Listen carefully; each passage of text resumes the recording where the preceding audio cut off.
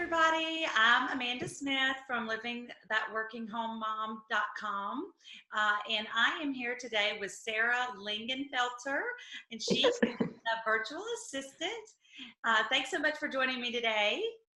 Yeah, I'm excited to be here. On my blog and on my YouTube channel, I bring to you real women who work from home. And I want to get it out there to people. This is a real thing. People can have their cake and eat it too. Yes. So I just want to share stories from women who have had success with this. And so today we're going to talk with Sara and learn about how she got started as a virtual assistant. And she even has some tips that she can help you get started with your own business. So thanks so much. Yeah, well, thank you for having me. I'm so excited. When I was watching the interview with Leslie you did of Hire My Mom, and when you were talking about women that want to work from home, how so many people talk about it, but then they don't give resources or tell you how to get started. I was like so excited to talk to you because I feel like it's really needed. I feel like this is something that'll really help those women, that think like, is this possible? Can it really happen? I think it's a hoax or, I know. scam. And I'm like, no. Yeah. So tell us a little bit about yourself and when and why you became a virtual assistant. Yeah. Oh my goodness. Well, it started back in 2013. And well, actually, that's when I went full time and considered like my business actually starting. But 2011 is really when I started doing work as a virtual assistant. But I kind of say, well, no, I don't think things happen by accident, but it wasn't my plan. So at the time, my son was just a couple years old. I was married. I had 2 stepdaughters as well. And so, I was busy with family life, and the job I had, I wasn't really happy with. The only good thing about it was I was doing it from home the majority of the time, and I would just go to the office on Monday. So because that job gave me so much flexibility, I had stuck with it. But I think sometimes we get to a point, especially as women, sometimes it's like, I need to do more. I need to contribute to something. And so one day on Facebook, I saw somebody in a group or a forum talk about being a virtual assistant. And I kind of was like, And I had no idea who this person was. And I had kind of started thinking to myself, there's, I'm working from home, even though I'm an employee. So there's got to be something I can do. But that's more, my thing and will still give me some flexibility. And so I asked this lady if I could just kind of, ask her a few questions, and we emailed back and forth, and she kind of explained to me what it was. And so then that's what kind of got the wheels turning. I'm like, this is something I think I can do. And shortly after that is when I came across the hiremymom.com site. And 2 months later, I had 2 clients. It was so quick. It's kind of the same thing with me too. When I job with hiremymom.com with social media consulting. So yeah. And I mean, at that time, like I said, I didn't go full time till 2013. So at that time, I was just kind of figuring it out. And again, like we talk about, people think, is this a scam? Is this too good to be true? I was just kind of like, well, I've got these clients now, but now what do I do? And what happens after this? I just didn't know. And so, but after I worked with them for a while, they taught me a lot. And then I think when you kind of get into that world, you learn of all these opportunities.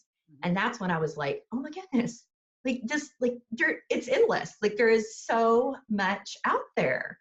Yeah. And I just kept learning different skills, and I was really good with technology. And eventually it got to that point where I was like, okay, I either have to quit my job or quit the business. Right. And that was in January of 2013. And I remember I had a plan. I'm gonna have a certain amount of money saved, and I had this list of things. No, I decided I'm done. I cannot do this job any longer. It's I'm done. I think when it's meant to be, when you want something bad enough, you figure it out. I learned about you on the hiremymom.com website, and I noticed an ad for your VA Academy where you help people learn how to become virtual assistants. Yeah. Talk a little bit about that. So I created my virtual assistant training because, again, when I got started, I was just literally flying by the seat of my pants. I really had no business background. I went to college to be a probation and parole officer. Got close to doing that before doing the VA thing. So I had no online experience other than using the internet for like, the normal things we would do back then. And so what happened was, as I was Googling virtual assistant trying to learn, I got really frustrated in those first, I'd say really those first 12 months. I got frustrated because I found a lot of conflicting information, and I felt like it just wasn't good. And then the other part of it that got me kind of frustrated is I didn't know that I could say no. Like I thought I had to say yes to every client, to everything they asked me to do. I didn't really think about, because I wasn't originally planning like, hey, this is going to be a business. I didn't think about how to structure it. And so my training is a mix of like what I didn't find out there to create that solid foundation. Things like how to create boundaries, how to, to think about what you want your day and your week to look like. Because the thing I've learned is a lot of virtual assistants work like all the time because they don't know how to manage that workload and manage their time. And I would go into a lot of software, common software, because over time I grew my skills and moved into like business management, ended up hiring lots of VAs for clients and things like that. So I had a kind of experience on both sides. So yeah, the training was definitely a result of like lessons learned. Right. And boy, do I have some stories. So you offer this course that women can sign up for, and Mhm. what can they expect to learn from the course? So what they can expect to learn is first, I kind of break it up into three main sections. So the total length of the training is 6 months. I used to do it a lot shorter, but then because of how comprehensive it is, it was just too much to do in the 3-month period. And so now they get like a lesson and then they have a week to actually implement. Because especially a lot of us that have kids, things come up like I've got a sick kid home today. That was not planned. Yeah. So, things happen and slow you down. And so the three main parts of it is the first part is really that thinking about what you want, setting your boundaries, setting your non-negotiables, setting those things in place that will keep you from becoming overwhelmed and burnout and frustrated, so that you build a business you really love. And so that's what we focus on, not only just like the business name and kind of the legal and insurance, some of that foundational stuff, but really thinking about like what works for your family and for your lifestyle, and then building your business around that. And also like creating their packages, setting their rates. Like I walk them through all of those pieces, the proposals, interviews, because I find that's a struggle for a lot. So that's kind of the first chunk. And then the second chunk is the software. Now, I see a lot of virtual assistants go wrong because they think they have to really specialize with software. And I mean, I have worked with well over 100 clients. I mean, I've lost track at this point, and 90% of them use the same software programs. And it's things like you would be surprised how many VAs like I've worked with that don't know how to use Google Apps and Google Calendar and Zoom, some of these things that almost every client uses. And so I do tutorials and training, but I give them, through all of the course, I give them hands-on projects so they actually get to practice what I'm teaching them. So we go through the software and they get a really good solid foundation so that when they go out there, they're going to be able to tell clients like, hey, I have worked with such and such. Yes, it was, through a training, but they at least know how to use those programs. And then the final piece of my training that really sets it apart from a lot of the other trainings out there is I go into project management, launch management, and creating systems and processes, how to create their own website, and then how to like market and scale their business. Like once they're kind of full, like what happens next.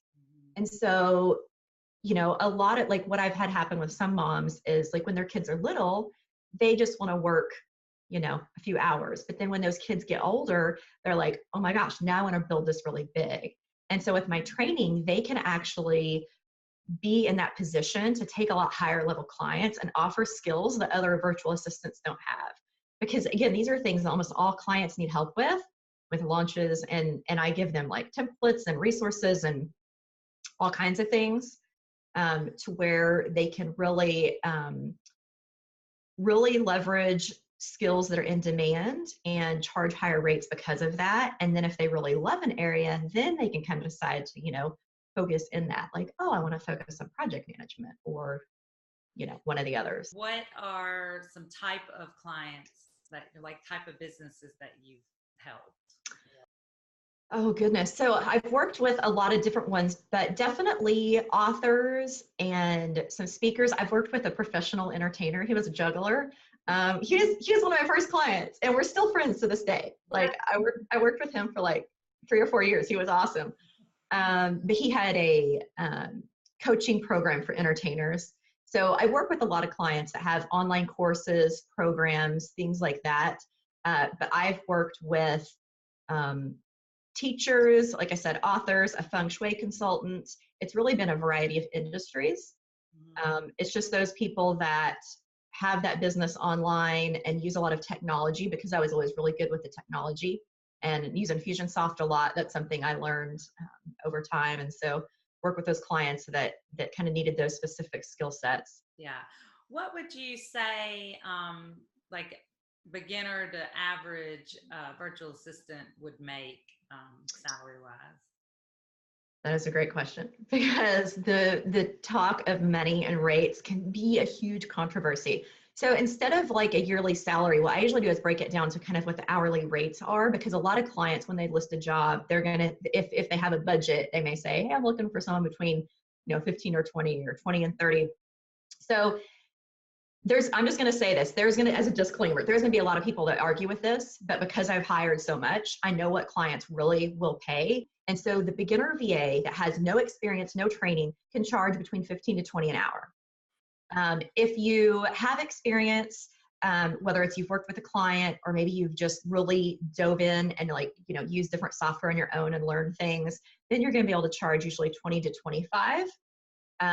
If you're charging anywhere, I usually say if you're charging $30 and up, clients are definitely going to expect you to be really good at what you do. So if you're doing project management, if you are doing a lot of maybe design, technical stuff like lead pages, website stuff, but then if you are somebody who can do copywriting, who can do graphic design like with Photoshop, so not Canva, if you are somebody that has like coding experience, a developer, then you can charge $40, $50, $60. Me, with doing business management, most of them charge $50 and up. I tell my students when they finish like my course that they should be charging $25 an hour, if not more. Speaking of when they finish your course, do you give them any ways to find leads for employment or? So I have a lot of people come to me pretty much on a weekly basis looking to hire, just because I've done this so long, and people know I train VAs. And so I have like I have a form set up to where clients can list the job and emails go out to those VAs that have taken my course. And I also have a directory on my website. So somebody that wants to hire can come to the directory and read about skill sets, if they're taking on clients, and see if that's somebody they want to hire. And then a lot of times I'll just personally help them. If somebody's having trouble, I'm like, well, usually if they're having trouble getting clients, honestly, they've not done something in the training, which it usually has to do with working on their proposals and their communication, because that's usually where the biggest challenge is.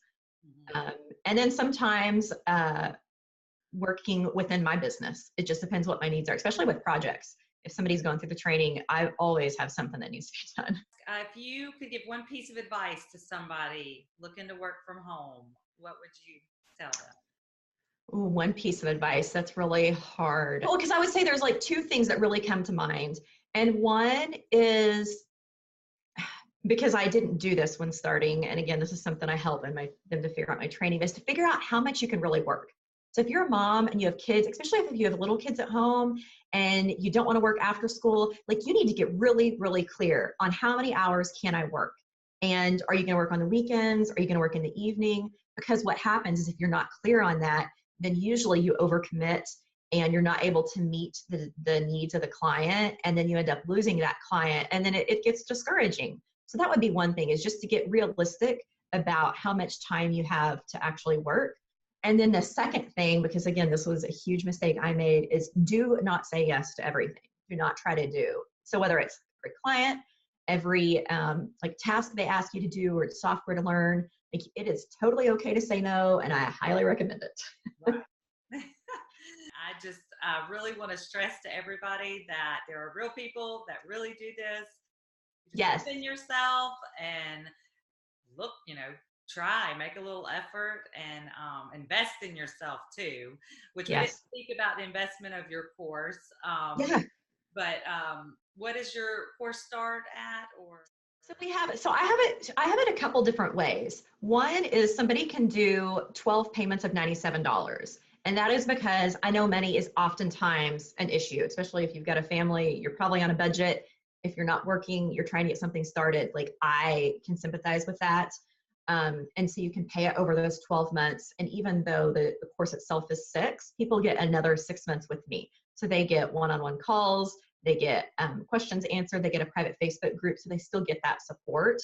If they do pay in full, it's a little bit cheaper, and they have that option. And then if somebody is like, you know what, I would love some training, I just like, there's no way I can do those payments. I do have a course that has the very essentials of getting started. It's an email only course, so they don't get like one-on-one time with me. But again, it's exact things I did to get my business going. And it's 31 days worth of email lessons. And it's just a flat $97. Well, I am so excited that you joined me today and I can share Yeah. information with everybody. If you hop on over to livingthatworkathomemomlife.com after this, you will be able to see her advertisement for the course, and you can click on it and take you straight to her website. And so anyway, I hope everybody is able to find their dreams and make it Yes. become reality. Yes, for sure. Well, thank you so much. I greatly appreciate Thank you. it. All right, Thanks bye. so much. Bye-bye.